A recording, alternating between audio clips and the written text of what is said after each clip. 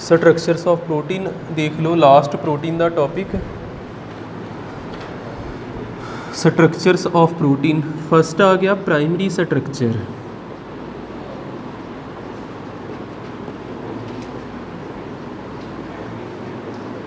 Primary structure ਇਹਦੇ ਵਿੱਚ देख लियो, ਇਹਦੇ ਵਿੱਚ ना सीक्वेंस ਹੁੰਦਾ जे अमाइनो एसिड्स ਦਾ। एक चेन ਹੁੰਦੀ ਆ, chain of amino acids. Amino acids total 26 है ना। 26 ਦੇ ਵਿੱਚੋਂ 20 ਜਿਹੜੇ ਆ ਉਹ ਹੁੰਦੇ एनीमल ਤੇ प्लांट्स ਵਿੱਚ ਤੇ 6 ਜਿਹੜੇ ਆ ਉਹ स्पैशल टिशू ਦੇ ਵਿੱਚ ਹੁੰਦੇ। टोटल 26 ਹੁੰਦੇ ਆ। 20 ਜਿਹੜੇ ਆ ਇਹ एनीमल ਤੇ प्लांट्स ਵਿੱਚ ਹੁੰਦੇ ਤੇ ਉਹਨਾਂ ਨੂੰ ਇਦਾਂ ਸੀਕੁਐਂਸ ਵਿੱਚ ਲਿਖਣਾ 20 ਨੂੰ। ਜਿੱਦਾਂ ਆ फर्स्ट अमाइनो एसिड हो गया, सैकेंड अमाइनो एसिड हो गया, थर्ड अमाइनो एसिड हुंदा भी एक लीनियर स्ट्रक्चर जिहा बन जाना, ये प्राइमरी स्ट्रक्चर हुंदा।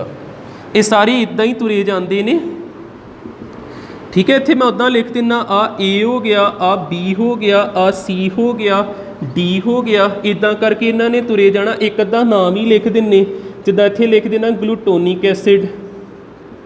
ग्लूटोनिक एसिड ये भी अल्फा अमीनो एसिड ही आ। अगे ई हो गया, इसे तरीके नाल जाई जाने। इत्थे नाल एक चीज़ होर आपां कर लेने, चलो जिद्दां आ मैं एग्जाम्पल लिख दिना वा। एग्जाम्पल ये हैगी आ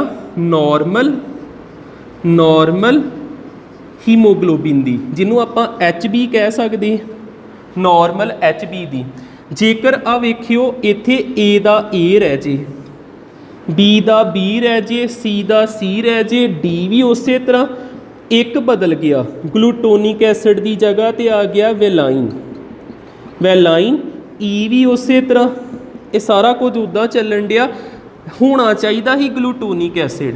साडी बॉडी दे विच कोई चेंज आई, ग्लूटोनिक एसिड की जगह ते वैलाइन आ गया, बदल गया। इनू आपां कवांगे defective haemoglobin, defective HB haemoglobin बन गया। जेकर ते पूरा ठीक ही तो इहदा स्ट्रक्चर भी पूरा वधिया ही हीमोग्लोबिन का। हीमोग्लोबिन का स्ट्रक्चर किदां दा हैगा ही, एक राउंड शेप है इस तरह इहो जिहा ही। तो जेकर ये बन गया डिफेक्टिव तो इहदी शेप च भी विगाड़ जिहा पै जाना, ये इस तरह की बन जानी, ठीक है। इत्थों जे इदां बैंड हो जानी, मैं दस्सिया तुहानूं सिक्कल बन जानी है, सिक्कल सैल अनीमिया। तो जे इदां हो जे तो सानू एक डिसीज़ लगूगा जिन्हों आपां की कहीदा वा sickle cell anaemia. Sickle cell anaemia. Haemoglobin का फंक्शन की हुंदा, काम की हुंदा, इन्हें कैरी करनी हुंदी ऑक्सीजन, ऑक्सीजन कैरी करनी हुंदी। जेकर इहदी शेप ही बदल गई तो इन्हें पूरी परफेक्ट ऑक्सीजन कैरी नहीं करनी। ਇਹਦੇ 'ਚ ऑक्सीजन कैरी करन दी जिहड़ी कैपेबिलिटी आ वो घट जूगी। डोंट इत्थे आपां कह सकते हैं uncapable to carry oxygen. Oxygen carry करन दी कैपेबिलिटी आ घट जूगी। तो किहड़ा डिसीज़ लगूगा? Sickle cell anaemia. दसो समझ लग जांदा? प्राइमरी स्ट्रक्चर इदां दा ही हुंदा, एक चेन दे विच हुंदा। चेन ऑफ आ सारे अमाइनो एसिड्स ने एक दूजे नाल जुड़े हुंदे आ ते इन्हां दे विच बॉन्ड जे जिहड़े हुंदे ये डाईसल्फाइड दे हुंदे जे। ये भी थोड़ा कि याद रख लियो, disulphide bridging present, disulphide bridging present, ठीक है। फस्ट साडा स्ट्रक्चर होया, नोट कर लो।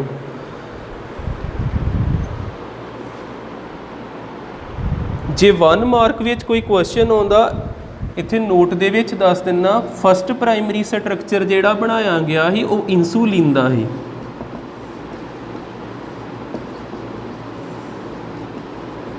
वो कादा हैगा ही इंसुलिन दा।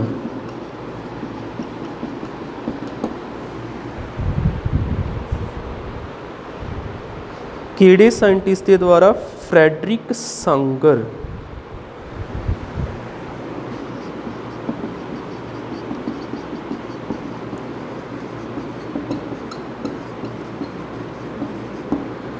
Friedrich Sagar.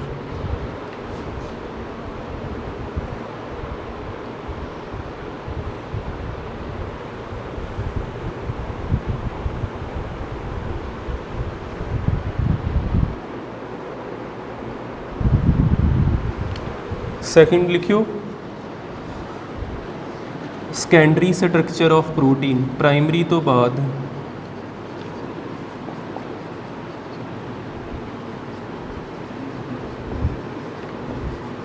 Secondary structure of protein.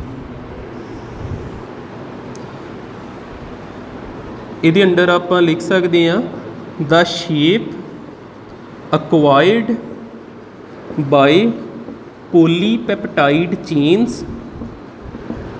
peptide chains due to hydrogen bonding, called, उस शेप नूं कहीदा secondary structure, called secondary structure। polypeptide chains किहड़ियां हुंदियां? एक बार देखियो, जिद्दां इत्थे मैं अमाइनो एसिड लिखदा कोई COOH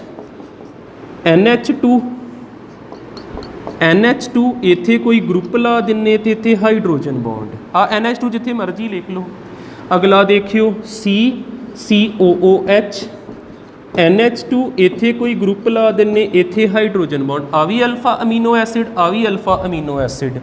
अगला देखियो NH2 COOH इत्थे कोई ग्रुप लाता इत्थे हाइड्रोजन बॉन्ड। होना की आ इहदे विच किन्ने H ने? 2, एक H निकल गया।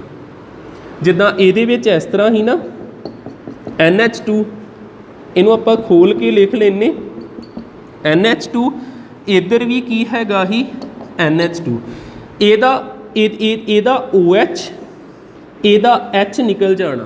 किहड़ी चीज़ बाहर निकल गई? वाटर। H2 ते OH निकल गया, H निकल गया ते CO ते NH जुड़ गए।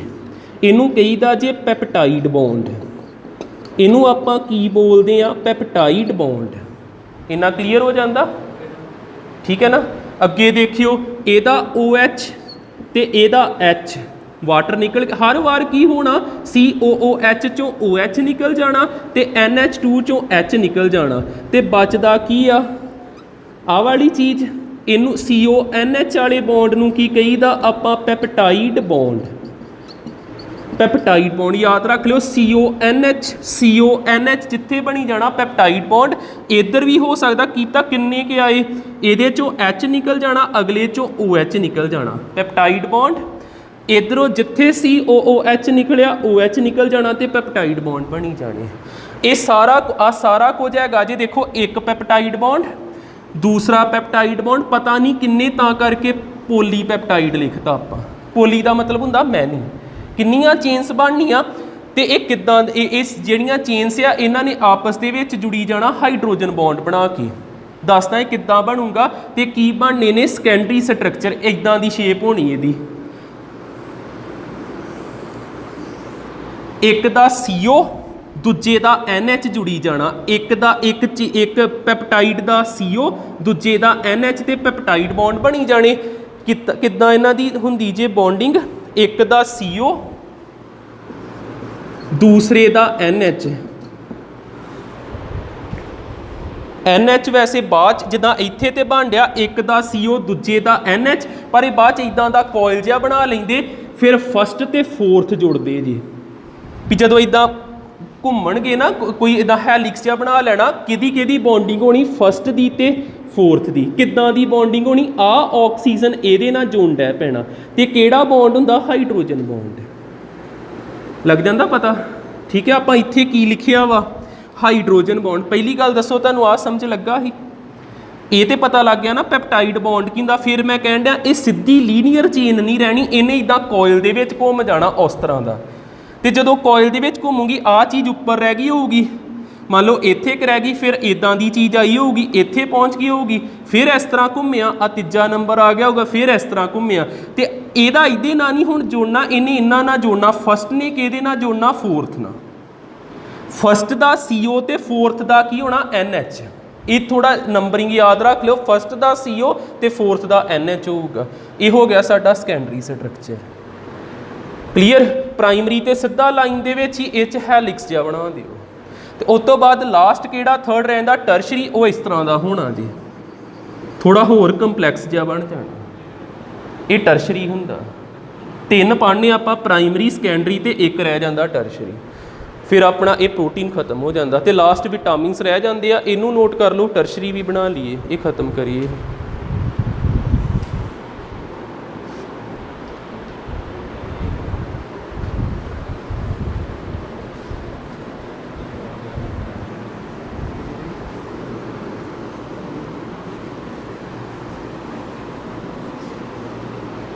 ਟਰਸ਼ਰੀ ਤੁਹਾਨੂੰ ਮੈਂ ਦੱਸ ਹੀ ਦਿੱਤਾ, ਟਰਸ਼ਰੀ ਰਹਿਣ ਦੋ, ਕੁਝ ਲਿਖਣ ਵਾਲਾ ਹੈ ਨਹੀਂ, ਬਸ ਉਹਦੀ ਸ਼ੇਪ ਜੀ ਬਣਾਈ ਹੈ। ਵਿਟਾਮਿਨਸ ਕਰੀਏ ਤੇ ਖਤਮ ਹੋਵੇ ਚੈਪਟਰ। ਵਿਟਾਮਿਨਸ ਲਈ 1 ਮਾਰਕ ਤੇ ਫਿਕਸ ਹੁੰਦਾ ਜੀ। ਵਿਟਾਮਿਨਸ ਇਹਦੇ 'ਚ ਆਉਂਦਾ ਕੈਮੀਕਲ ਨੇਮ। ਕੈਮੀਕਲ ਨੇਮ ਲਿਖਣਾ ਆਉਣਾ ਚਾਹੀਦਾ ਵਾ। ਵਿਟਾਮਿਨ ਕਿਹੜੇ ਕਿਹੜੇ ਆ? Vitamin A, vitamin B, vitamin B ਦੇ ਵੀ ਅੱਗੇ ਕੁਝ ਹੁੰਦੇ, B12 ਹੁੰਦਾ ਜਿਸ ਤਰ੍ਹਾਂ, B ਕੰਪਲੈਕਸ ਜਿਨ੍ਹਾਂ ਨੂੰ ਆਪਾਂ ਕਹੀਦਾ ਵਾ। ਕਿਹੜੀਆਂ ਕਿਹੜੀਆਂ ਟਾਈਪਸ ਹੁੰਦੀਆਂ ਵਾ? B1, B2, B6 ਤੇ B12।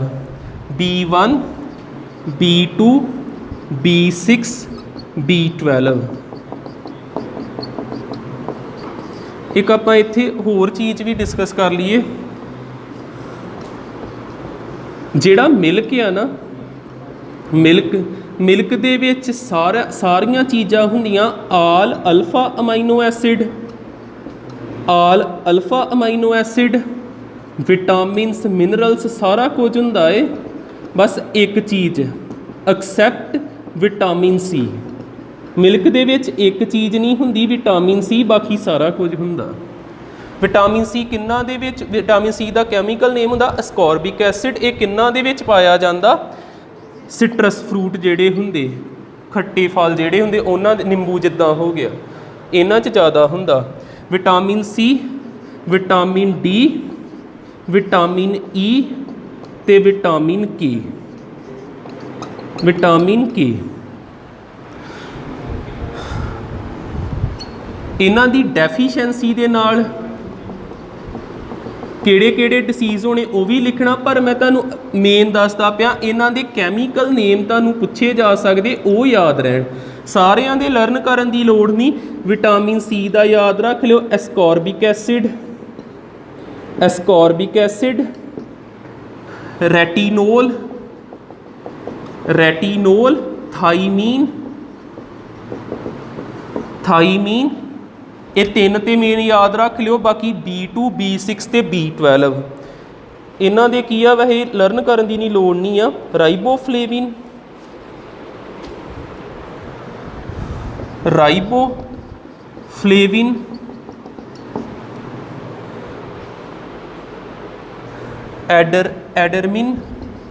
ਐਡਰਮਿਨ, B6 ਦਾ। B12 ਦਾ ਹੁੰਦਾ ਵਾ ਸਾਈਨੋਕੋਬਾਲਮਿਨ।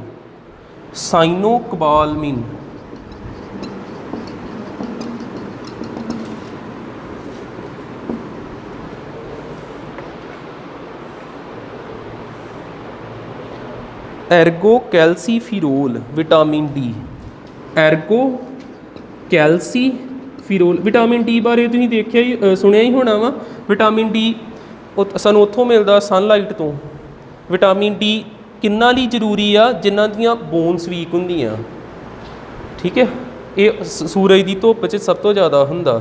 ਵਿਟਾਮਿਨ E ਜਿਹੜਾ ਵਾ, ਇਹਨੂੰ ਕਹਿੰਦੇ ਟੋਕੋਫਿਰੋਲ। ਵਿਟਾਮਿਨ K ਇਹ ਹੁੰਦਾ ਵਾ ਫਲਿਕਵੋਨ।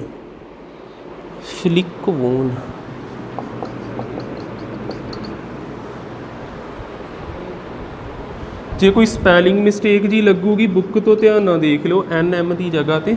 ਮੈਂ ਤੁਹਾਨੂੰ ਮੇਨ ਕਹਿਣ ਡਿਆ ਵਾਂ, ਰੈਟੀਨੋਲ ਯਾਦ ਰੱਖਿਓ, ਥਾਈਮੀਨ ਯਾਦ ਰੱਖਿਓ, ਅਸਕੋਰਬਿਕ ਐਸਿਡ ਯਾਦ ਰੱਖ ਲਿਓ। ਬਾਕੀ ਭੁੱਲਣ ਦਿਓ, ਕੋਈ ਗੱਲ ਨਹੀਂ, ਇਹ ਤਿੰਨ ਹੀ ਜ਼ਿਆਦਾਤਰ ਰਿਪੀਟ ਹੁੰਦੇ ਰਹਿੰਦੇ। ਹੁਣ ਇਹਨਾਂ ਦੀ ਡੈਫੀਸ਼ੈਂਸੀ ਦੇ ਨਾਲ ਡਿਸੀਜ਼ ਕਿਹੜੇ ਹੁੰਦੇ? ਵਿਟਾਮਿਨ A, ਨਾਈਟ ਬਲਾਈਂਡਨੈਸ, ਠੀਕ ਹੈ, ਰਾਤ ਨੂੰ ਦੇਖਦਾ ਨਹੀਂ, ਲੋ ਲਾਈਟ ਵਿੱਚ ਨਾਈਟ ਬਲਾਈਂਡਨੈਸ।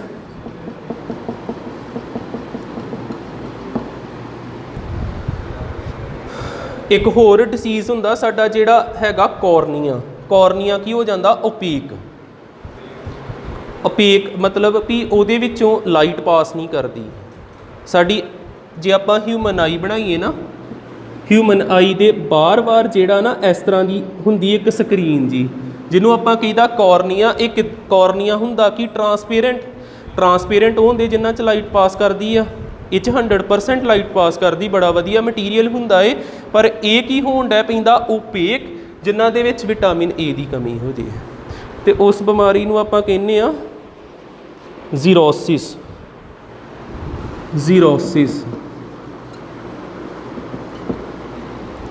ਨੈਕਸਟ ਆ ਗਿਆ ਵਿਟਾਮਿਨ B1। ਵਿਟਾਮਿਨ B1 ਨਾ ਕਿਹੜਾ? Loss of ਐਪੇਟਾਈਟ।